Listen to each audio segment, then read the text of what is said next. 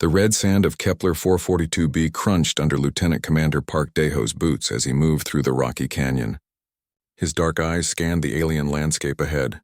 Strange purple plants grew between the rocks and two suns hung in the orange sky above.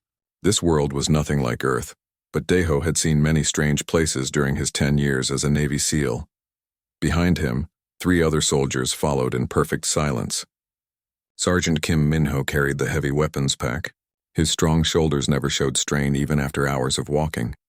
Corporal Lee Ji-hoon moved like a ghost between the rocks. His job was to watch for enemies and find safe paths. Communications specialist Yoon Salmon kept their radio equipment working and maintained contact with their ship in orbit. "Target is 2 clicks ahead," whispered Salmon into her headset. Her voice was calm and professional. "Command confirms alien mining operation is active." Daeho nodded and raised his fist. The team stopped moving instantly. They had worked together for 3 years. Each person knew what the others would do before they did it. This trust had kept them alive through dozens of dangerous missions. The mission seemed simple enough. Earth's military wanted to know what the Vorthak Empire was mining on this planet. The reptilian aliens had claimed this world 6 months ago. They built a large facility and started digging deep into the ground.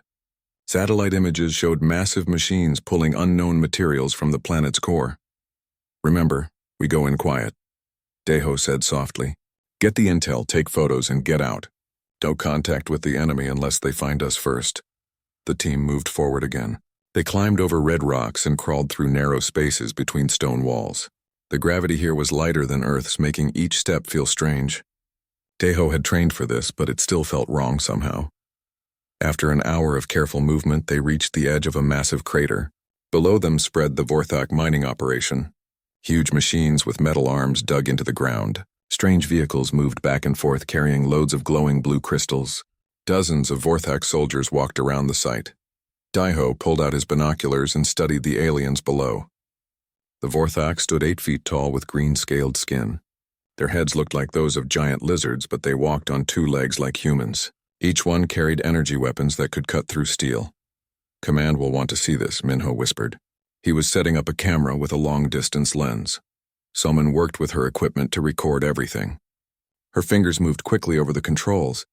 "The crystals are giving off some kind of energy signature I've never seen before," she reported. Ji-hoon watched their back trail and the surrounding area. His job was to make sure no enemies snuck up on them. "We have company," he said suddenly. "Movement on R6. About 20 contacts." Daeho spun around and looked through his binoculars. Vorthak soldiers were moving up the canyon behind them. They must have been on patrol and found the team's trail. The aliens moved quickly and would reach their position in minutes. "How did they find us so fast?" Minho asked, grabbing his heavy machine gun. "Doesn't matter now," Daeho replied. He looked around for escape routes. The crater blocked their path forward. High rock walls rose on both sides. The only way out was back the way they came, but the Vorthak patrol was coming from that direction. "We could try to go around them," Ji-hoon suggested. He pointed to a narrow ledge that ran along the cliff face. Daeho shook his head. "Too slow. They'll spot us before we're halfway across." He studied the enemy patrol again. More Vorthak soldiers were joining the group. Soon there would be 50 or more. "Command, this is Alpha Team," Soman spoke into her radio. "We have multiple enemy contacts closing on our position. Need immediate extraction." The radio crackled with static. "Alpha Team, extraction is not possible. Nearest pickup zone is 15 clicks from your location. Can you reach it?" Daeho looked at his team. 15 kilometers through enemy territory with Vorthak patrols hunting them. It would be almost impossible. But they had to try. "We move in 2 minutes," he ordered. "Ji-hoon takes point. Minho covers our rear. Soman, destroy anything that can't be carried." The team prepared to move, but it was already too late. Energy blasts suddenly struck the rocks around them. The Vorthak had found their position. Green bolts of plasma turned stone into glowing slag. "Contact front," Minho shouted. He opened fire with his machine gun. The sound echoed across the crater like thunder. More Vorthak appeared on the ridge above them. They had been surrounded without knowing it. The aliens fired down at the human position with deadly accuracy. Daeho grabbed his rifle and returned fire. "We need to break through their line," he yelled over the sound of weapons. The battle was fierce but short. The humans fought with skill and courage, but they were outnumbered 10 to 1. One by one, they ran out of ammunition and cover. Jihoon was hit first. A plasma bolt caught him in the shoulder and spun him around. He fell behind a rock and didn't get up. Minyo kept firing until his gun ran dry, then pulled out his pistol. A Vorthak blast knocked him unconscious. "Go!" Daeho shouted to Soman. "Get to the extraction point. Tell command what we saw." Soman looked at him with wide eyes. "I won't leave you!" "That's an order." Daeho pushed her toward a gap in the rocks. "Go now." Soman ran toward the narrow opening between two boulders. Daeho provided covering fire, shooting at every Vorthak he could see. His rifle clicked empty. He reloaded his last magazine and kept shooting. The young woman disappeared into the rocks just as more Vorthak soldiers appeared. Daeho smiled grimly. At least one of his team would make it home. He pulled out his demolition charges and set the timers. If the aliens wanted the human equipment, they would have to work for it. The charges would destroy everything in 30 seconds. A plasma bolt struck the rock next to his head. The heat singed his hair. Another blast hit his body armor and knocked him down. Vorthak soldiers rushed toward his position. Daeho struggled to his feet and drew his combat knife. 3 alien warriors surrounded him. They were bigger and stronger, but he would not go down without a fight. The first Vorthak swung a massive clawed hand at his head. Daeho ducked and stabbed upward with his blade. The knife found a gap in the alien's armor. Green blood sprayed across the rocks. The second alien tackled him to the ground. They rolled across the stone, fighting for control of the knife. Daeho managed to break free and slash at the creature's throat. The third Vorthak hit him from behind with the butt of an energy rifle. Stars exploded across Daeho's vision. He fell forward onto the red sand. The demolition charges exploded right on schedule. The blast destroyed all the human equipment and created a thick cloud of dust and smoke. When it cleared, Daeho lay unconscious among the rocks. The Vorthak commander studied the human warrior. This small creature had fought like a demon and killed 2 of his soldiers. What kind of species could produce such fighters? "Take him alive," the commander ordered. "The arena masters will want to see this one." As they dragged Daeho's unconscious form away, Soman's voice crackled over a hidden radio beacon. "Command Alpha Team is down. Daeho stayed behind to save us. Don't let his sacrifice be forgotten." The red suns of Kepler 442b set behind the mountains as the Vorthak transport ship lifted off. Inside its cargo bay, a human warrior began a journey that would change the fate of the galaxy. Daeho woke up slowly. His head pounded like someone was hitting it with a hammer. The taste of blood filled his mouth. He tried to move, but his hands were locked in metal chains. Cold air touched his skin through torn clothing. He opened his eyes and saw a ceiling made of clear crystal. Beyond it, massive purple clouds swirled in an alien sky. Lightning flashed between the clouds, lighting up strange shapes that floated in the distance. This was not the planet where he had been captured. "You are awake," said a voice beside him. The words were in Korean, but spoken with a strange accent. Daeho turned his head and saw a man sitting against the wall nearby. He was Korean, but looked thin and tired. His clothes were dirty and torn. Scars covered his arms and face. "Who are you?" Daeho asked. His throat was dry and talking hurt. "My name is Kang Hyunwoo," the man replied. "I was a mining engineer before they took me. That was 3 months ago." He pointed to the crystal ceiling. "Welcome to the Nexus Arena." Daeho looked around the room they were in. It was large and filled with creatures from many different worlds. Some looked almost human. Others were covered in fur or scales. A few had extra arms or legs. All of them looked defeated and scared. "Where are we?" Daeho asked. "We orbit a gas giant called Vorthak Prime," Hyunwoo explained. "This station is where the Vorthak Empire brings prisoners to fight for entertainment. They call it the Arena of the Conquered." A woman approached them. She was also Korean and wore the torn remains of a diplomatic uniform. Her hair was cut short and her eyes were hard like steel. "I am Ambassador Choi Yuna," she said. "I was captured during peace talks 6 weeks ago. The Vorthak said I would be more useful here than in a prison cell." Daeho struggled to sit up straight. The chains made it difficult to move. "What happens here?" Yuna sat down beside them.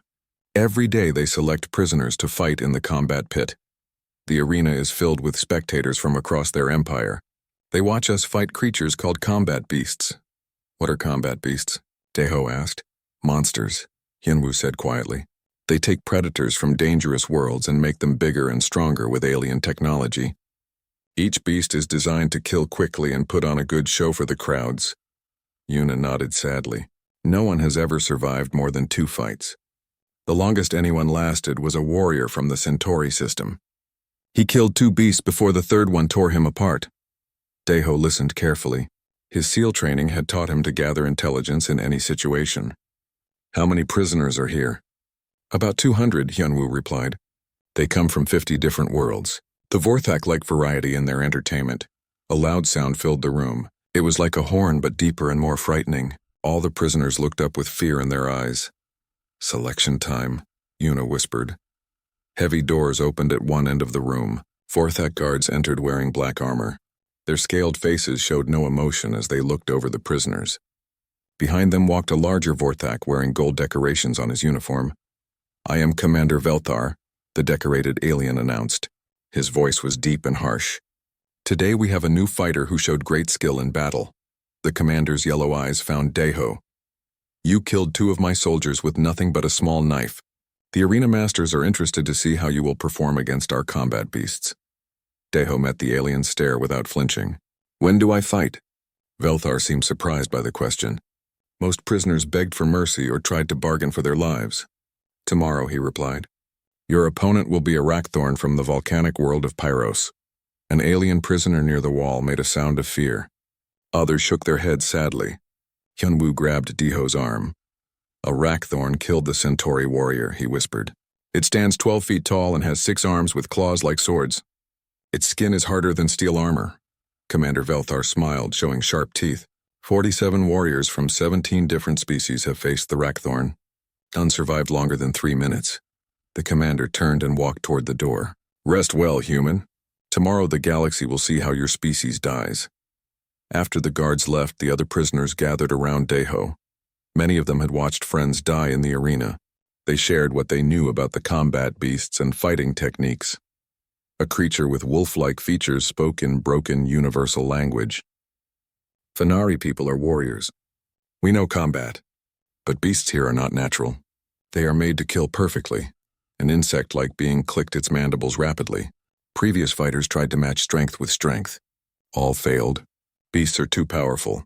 Deho absorbed every piece of information. What weapons do fighters get? Basic gladiator weapons, Yuna explained. A short sword, a shield, and whatever you can find in the arena itself. Tell me about the arena layout, Deho requested. Hyunwoo drew a rough map in the dirt floor. It is circular, about 100 meters across. There are obstacles scattered around. Rocks, metal barriers, some old weapon racks. The floor is sand over concrete. The crowds sit in levels above the fighting area, Yuna added. The walls are 30 feet high and smooth. No way to climb out. Deho studied the crude map. His mind began working through possibilities. In SEAL training, they learned that every environment offered opportunities if you knew how to see them. What about previous fights? He asked. Can I watch recordings? There are viewing screens in the common area, Hyunwoo said. They show old battles to entertain us between selections. Deho spent the rest of the day watching every combat beast fight he could find. He studied how each creature moved, where they were strongest and what might be weaknesses. Other prisoners thought he was wasting time, but Deho knew that knowledge was often more valuable than strength. The Rackthorn moved like lightning despite its size. Its 6 clawed arms could attack from multiple angles at once. The armored hide deflected most weapons, but Deho noticed something others had missed. When the beast charged, it lowered its head to lead with its horns. For just a moment, the back of its neck was exposed. The armor was thinner there. A precise strike might penetrate to the spinal cord. As night fell over the arena station, Deho lay on his thin sleeping mat. Around him, hundreds of alien prisoners tried to rest despite their fear. Tomorrow, another being would die for entertainment. But Deho was not planning to die. He was planning to survive. And if he survived, he might find a way to help the others survive too. The gas giant storms raged outside the crystal walls. Lightning illuminated the swirling clouds in patterns that looked almost like faces. Somewhere in that vast sky, his team might still be alive. He would find a way back to them. First, he had to kill a monster. The next morning came too quickly. Deho woke before dawn and began his preparation. Other prisoners watched with curiosity as he started doing exercises in his small space. Push-ups, sit-ups, and stretching movements that kept his muscles ready for combat. You should save your energy, Hyunwoo advised. The fight will drain everything you have. Deho continued his routine. My instructors taught me that preparation prevents failure. If I am going to die today, I will die ready. After exercises, he returned to the viewing screens. He watched the Rackthorn fights over and over again. Each time he saw more details. The way the creature shifted weight before charging, how it favored its right arms over left ones, the pattern of its breathing when it got tired. Yuna joined him at the screens. You see something the others missed? Maybe, Deho replied. Every creature has weaknesses. Even monsters made by alien science, he pointed to the screen. Watch its feet when it attacks. The Rackthorn has to plant them firmly to generate power with its claws. For half a second it cannot change direction. Yuna studied the recording carefully. But how do you use that? You still have to get close enough to strike, and those claws will tear you apart. Timing, Deho said simply, and physics. He spent the rest of the morning talking with alien prisoners about their combat knowledge.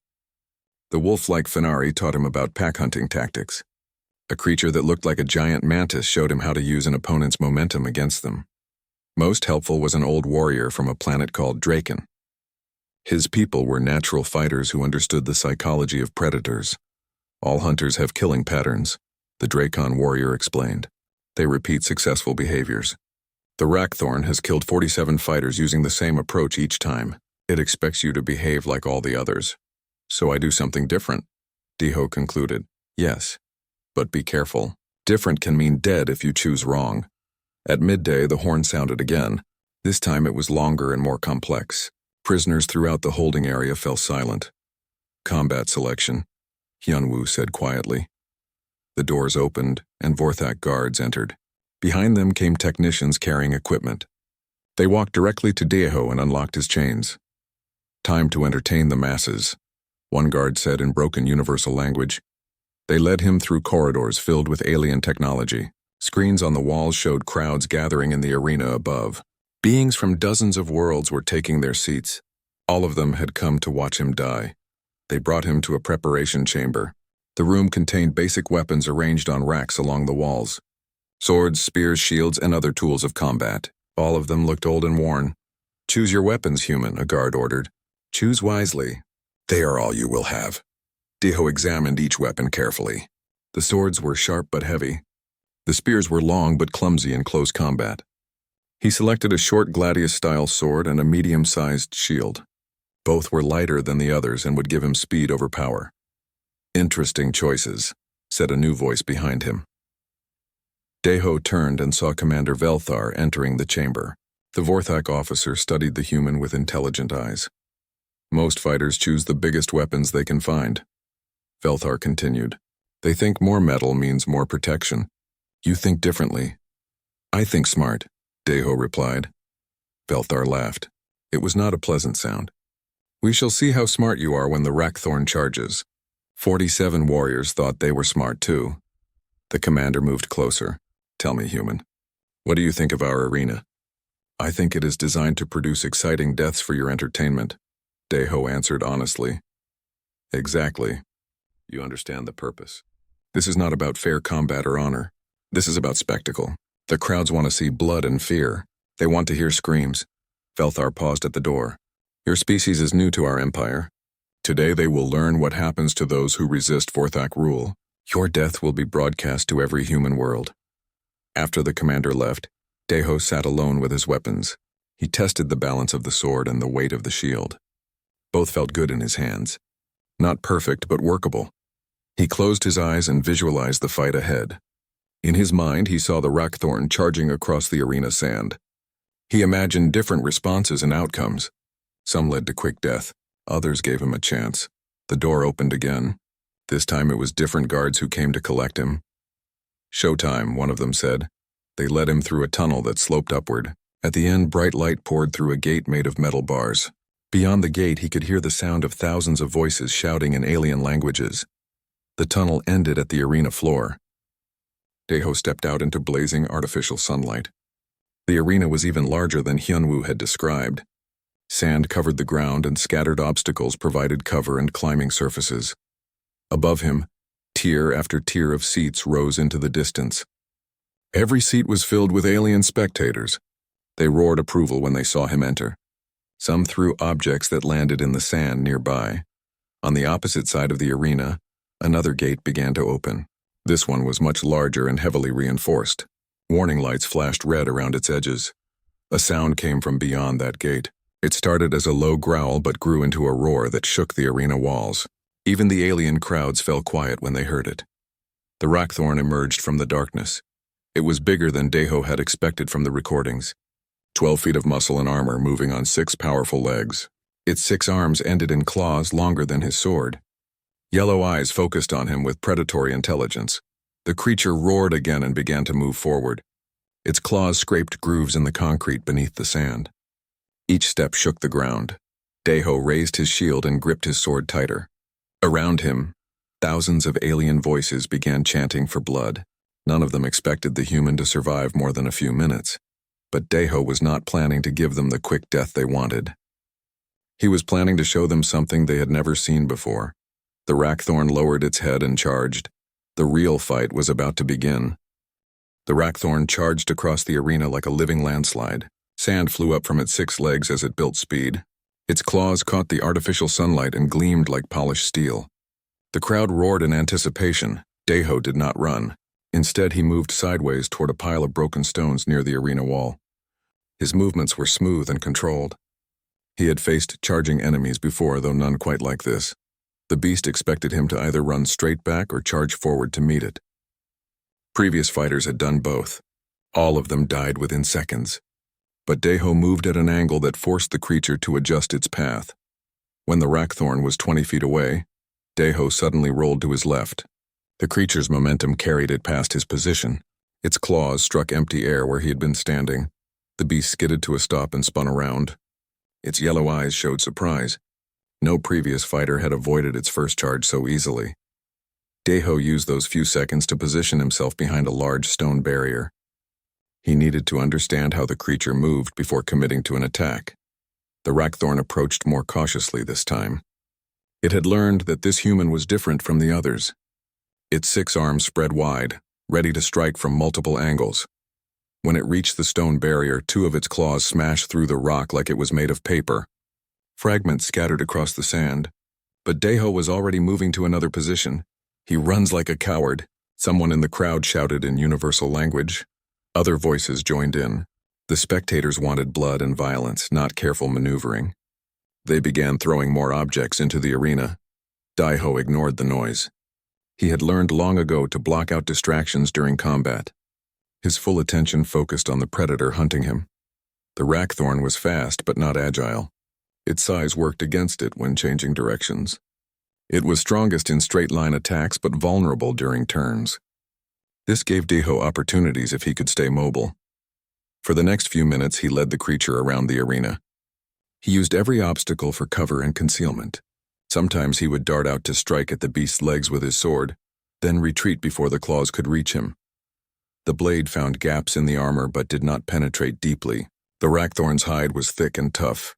Surface cuts would not be enough to bring it down. The crowd grew restless. This was not the quick, bloody spectacle they had come to see. Some alien spectators began leaving their seats. Commander Velthar watched from his private box high above the arena floor. His reptilian face showed growing concern. The human was lasting longer than any previous fighter. Much longer. "Release the barrier charges," he ordered a technician. Small explosions destroyed several of the stone obstacles. Now Deho had fewer places to take cover. The arena floor was becoming more open with each passing minute. The Rackthorn sensed the change in conditions. It roared triumphantly and began another charge. This time there were fewer barriers to block its path. Deho ran toward the arena wall. The crowd thought he was trapped, but he had noticed something during his earlier movements. Old weapon racks were mounted on the wall at regular intervals. Most were empty, but one still held a rusted spear. He leaped up and grabbed the spear just as the Rackthorn reached him. The creature's claws raked the wall where he had been standing. Stone chips rained down on both of them. Now Deho had 2 weapons. The spear gave him longer reach but was heavier than his sword. He would have to use it carefully. The beast circled him slowly. It was breathing harder now. The constant movement and attacks were taking their toll. Even a monster had limits to its endurance. Deho noticed something else. The Rackthorn favored its right side when attacking. Its left arms moved slightly slower than its right ones. This might be a weakness he could exploit. He began moving clockwise around the creature, staying on its left side. The beast had to keep turning to face him, which was more tiring than straight movement. When the Rackthorn showed signs of fatigue, Deho made his move. Instead of retreating, he suddenly charged forward and to the left. The spear point aimed at the creature's exposed flank. The beast reacted instinctively.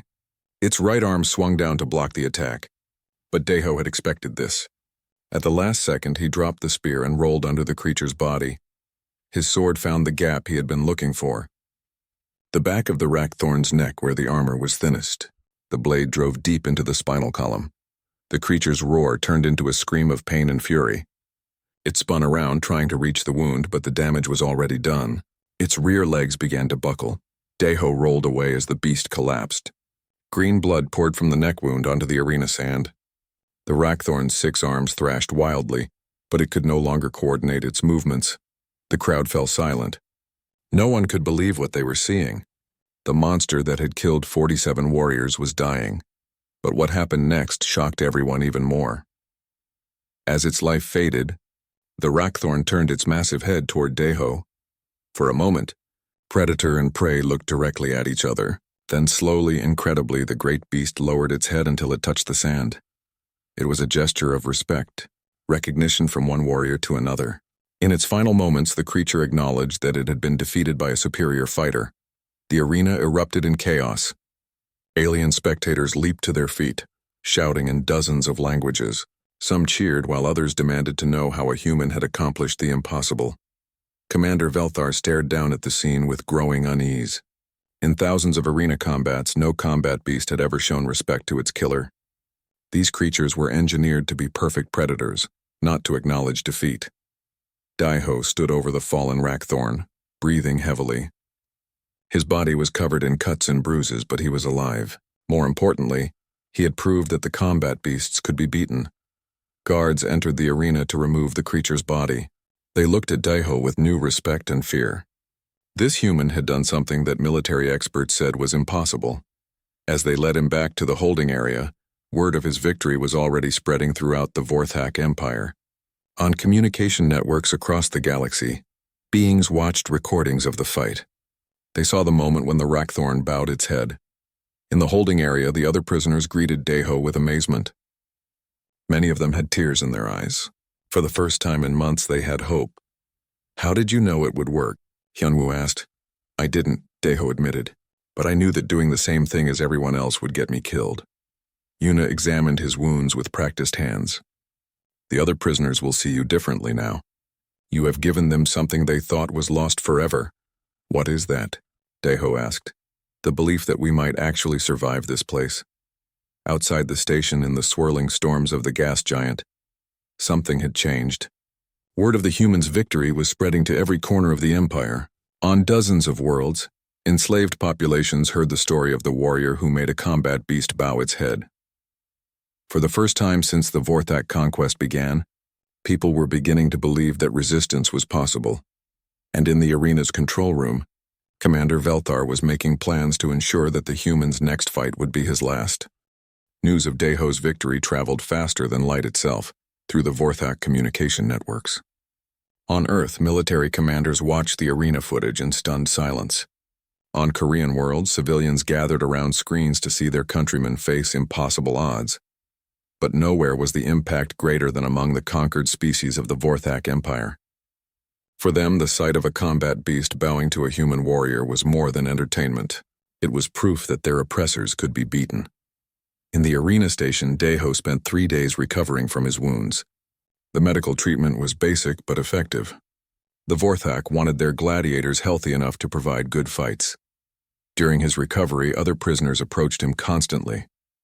They wanted to know his secrets, his techniques, anything that might help them survive their own battles. "There are no magic tricks," he told them honestly, "but there are things we can do to increase our chances." He began teaching them what he had learned: how to read an opponent's movements, where to strike for maximum damage. Most importantly, how to think like a warrior instead of a victim. Hyunwoo proved to be his most eager student. The mining engineer had strong hands and good reflexes. With training, he might actually survive a fight. "I never thought I would be learning combat skills at my age," Hyunwoo said as they practiced basic moves. Age brings wisdom, Deho replied. A smart old fighter beats a strong young fool every time. Yuna organized the other prisoners into training groups. Her diplomatic skills helped different species work together despite language barriers and cultural differences. We are building something here, she observed during one session. These beings are starting to believe in themselves again. On the fourth day, the selection horn sounded again. This time, the guards came for a Fenari warrior named Rakol. The wolf-like creature had volunteered to fight, inspired by Deho's example. They gave Rakol the same weapons and advice they had developed together. When he entered the arena, he faced a creature called a Void Stalker from the dark spaces between stars. The fight was brutal and difficult, but Rakol used everything Deho had taught him. He survived for 12 minutes before landing a killing blow. When the Void Stalker died, it too lowered its head in respect. The crowd was confused and angry. 2 combat beast defeats in 1 week had never happened before. Some spectators demanded refunds. Others accused the arena operators of fixing the fights. Commander Velthar knew he had a serious problem. If word spread that prisoners could actually win these battles, it would undermine the entire system. The arena was designed to break the spirits of conquered peoples, not inspire them to resist. Increase the difficulty, he ordered his technicians. I want creatures that cannot be beaten by clever tactics. They brought in a psychic predator from Mentara Prime. This beast could read minds and predict its opponent's moves before they made them. No amount of strategy could overcome that advantage. The creature was selected to face Deho in his second battle. When the guards came for him, Deho felt ready. His wounds had healed and his confidence was high. He had proved that combat beasts could be defeated. Now he would prove it again, but this fight would be different from the first. The psychic predator looked almost human except for its pale blue skin and completely black eyes. It moved with fluid grace, never wasting motion or energy. When it looked at Deho, he felt something touch the edges of his mind. The mental contact was cold and alien. The creature was trying to read his thoughts and plans. Deho had trained to resist interrogation, but this was unlike anything he had experienced. Instead of fighting the mental intrusion, he did something unexpected. He opened his mind completely and flooded it with random thoughts and memories. Training exercises, childhood songs, technical manuals, anything and everything he could remember. The psychic predator staggered backward. It was used to reading focused thoughts from frightened fighters. This human's mind was chaos, too much information flowing too fast to process. While the creature was confused, Deho attacked with pure instinct instead of planned tactics. He moved without thinking, letting his body react naturally to threats. This made his actions impossible to predict. The fight lasted 8 minutes. When it ended, the psychic predator lay dead with Deho's sword through its heart. Like the others before it, the creature's final act was to bow its head. The third fight came 1 week later. This time the opponent was a shapeshifter that could change its form to match any enemy.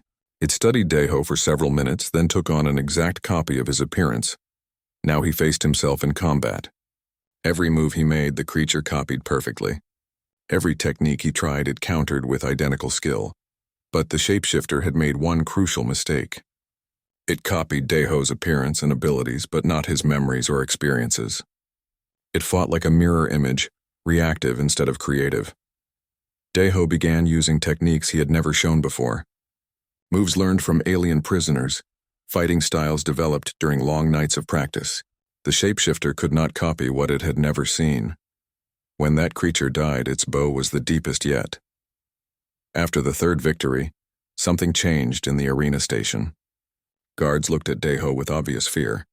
Technicians whispered among themselves when he passed.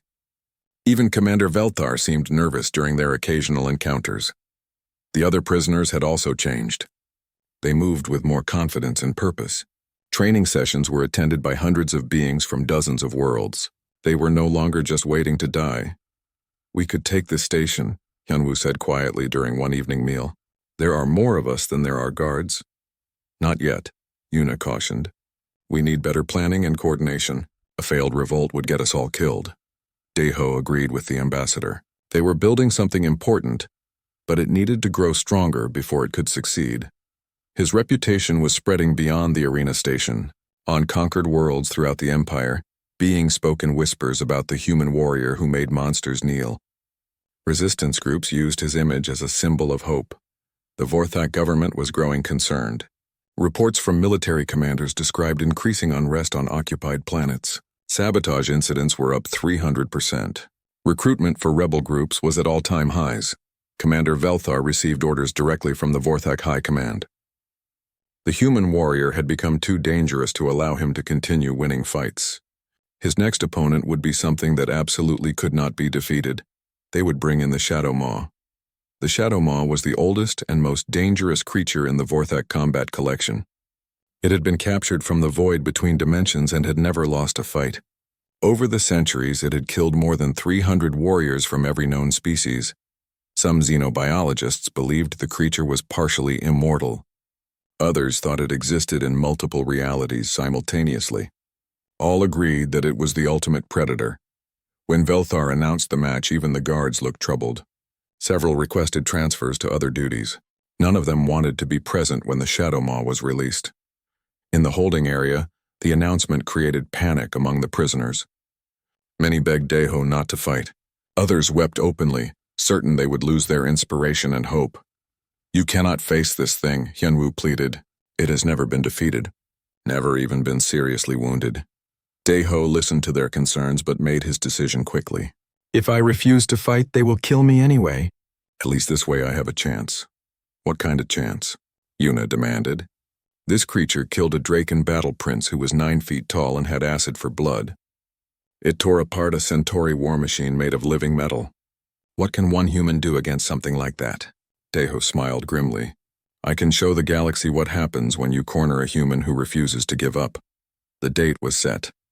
In 3 days he would face the Shadow Maw in what everyone expected would be the final battle of his life. But Daiho was already making plans that would shock the entire galaxy. Representatives from every major power in the galaxy arrived to witness what they believed would be Daiho's final battle. The arena station had never hosted so many important visitors. Diplomatic ships filled the orbital space around the facility. In the holding area, prisoners worked frantically on their escape plan. They had 3 days to prepare while the galaxy's attention focused on the upcoming fight.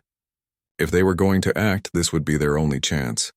The Shadow Maw fight will provide the perfect distraction, Yuna explained to the group leaders. Every guard and technician will be watching the arena. Security in other areas will be minimal. Hyunwoo had spent weeks studying the station's layout. The main power core is only lightly defended during arena events. If we can disable it, the containment fields will fail and we can escape. Alien prisoners who had been engineers and soldiers in their former lives contributed their expertise. Together they developed a plan that might actually work, but everything depended on Daiho surviving long enough to create the distraction they needed. In his preparation chamber, Daiho meditated quietly. He had studied every piece of information about the Shadow Maw that existed. The creature was unlike anything he had faced before. It existed partially outside normal reality, making it difficult to track or predict. Its body could shift between solid and incorporeal states at will. Conventional weapons often passed right through it without causing damage. Worse, the creature fed on fear and despair. The more terrified its opponents became, the stronger it grew. This was why it had never been defeated. Every previous fighter had been paralyzed by terror within minutes. Commander Velthar entered the chamber accompanied by a full squad of guards. He wanted to see the human's mental state before the final battle. "Are you ready to die, human?" the commander asked. "I am ready to fight," Daiho replied calmly. Velthar studied him carefully. Most fighters showed signs of fear when facing the Shadow Maw. Shaking hands, rapid breathing, wide eyes, this human appeared completely relaxed. "Do you understand what you will face out there?" Velthar pressed. "The Shadow Maw has killed beings far more powerful than you. Warriors with natural armor, energy weapons, psychic abilities, none of it mattered. Then I will have to be different from all of them," Daiho said simply. The commander left shaking his head. Either the human was completely insane, or he possessed courage beyond anything Velthar had ever seen. When the time came, they led Daiho through the familiar tunnel to the arena floor. But this time the atmosphere was different. The crowd was quieter, more tense. Even alien spectators who enjoyed violence seemed nervous about what was coming. Daiho stepped onto the sand and looked around the arena. They had removed all obstacles and barriers. The fighting space was completely open. Nowhere to hide, nowhere to take cover. Just flat sand and high walls. The opposite gate was different too. Instead of metal bars, it was solid black material that seemed to absorb light. Warning symbols in dozens of languages covered its surface. Emergency evacuation routes were clearly marked for spectators. A deep horn sounded 3 times. This was the signal that something truly dangerous was about to be released. The black gate began to open slowly. No light came from the tunnel beyond. Instead, darkness poured out like thick liquid. The temperature in the arena dropped 20 degrees in seconds. From that darkness came a sound that made every living being in the station feel afraid. It was not a roar or growl. It was the sound of reality being torn apart. The Shadow Maw emerged. It was impossible to describe accurately because it never held the same shape for more than a few seconds. Sometimes it looked like a massive wolf made of living shadow.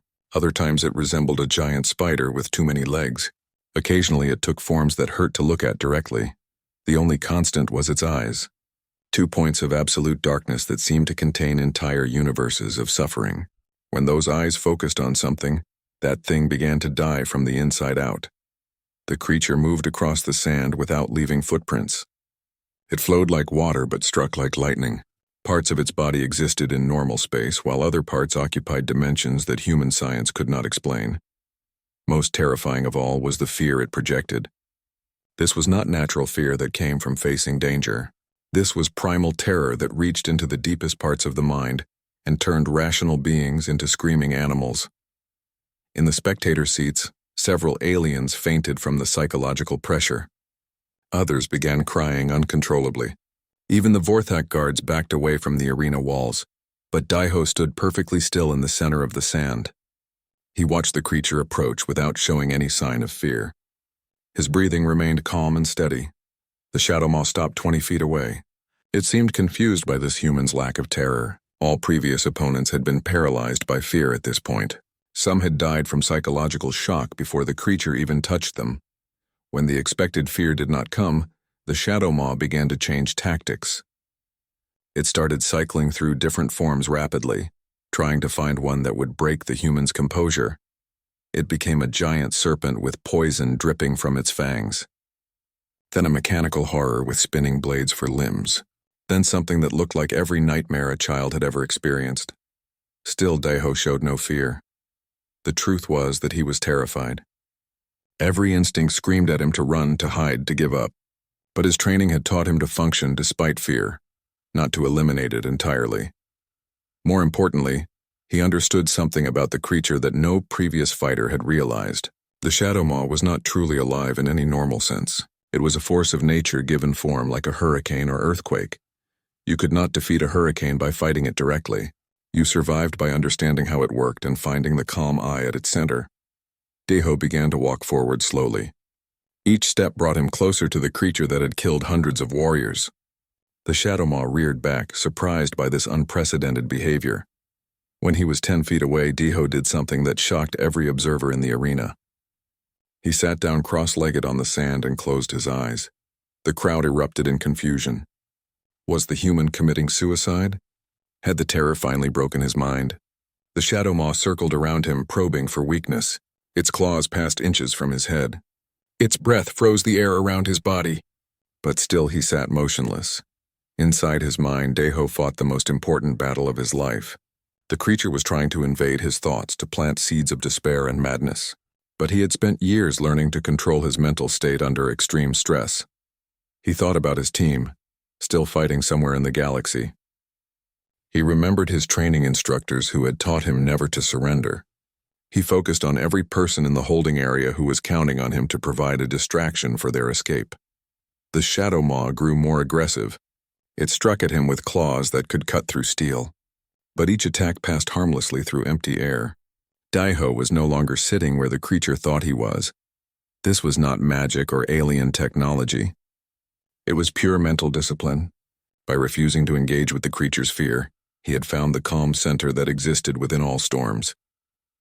Minutes passed. The Shadow Maw's attacks became more desperate. It had never encountered a mind it could not break.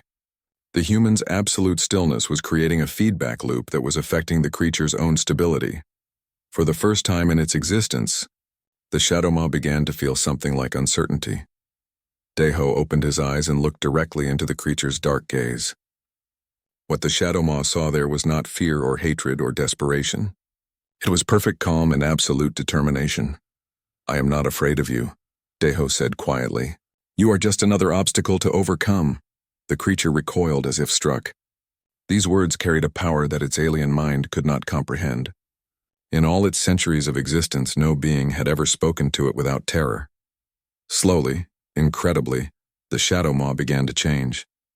Its chaotic shifting stopped. Its multiple forms merged into a single stable shape. For the first time, it looked like a real creature instead of a living nightmare. And then, with movements that seemed to surprise even itself, the ancient predator lowered its massive head until it touched the sand. The arena fell completely silent. Not a single voice could be heard among the thousands of spectators. Even the sound of breathing seemed too loud. The greatest combat beast in Vorthak history, the creature that had never been defeated, was bowing to a human.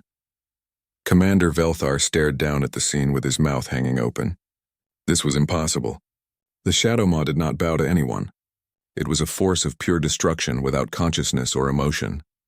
But there it was, paying respect to the human warrior who had done what no other being could accomplish. He had faced the ultimate predator and made it acknowledge his superiority. In the holding area, prisoners watching on screens began to cheer. The signal they had been waiting for had finally come. It was time to escape. Hyunwoo led the assault on the power core while Yuna coordinated groups throughout the station. Alien prisoners who had been broken by captivity suddenly found their courage again. They overwhelmed guards who were too shocked by the arena events to react properly. Emergency alarms began blaring throughout the facility. Containment fields failed as power systems overloaded. Docking.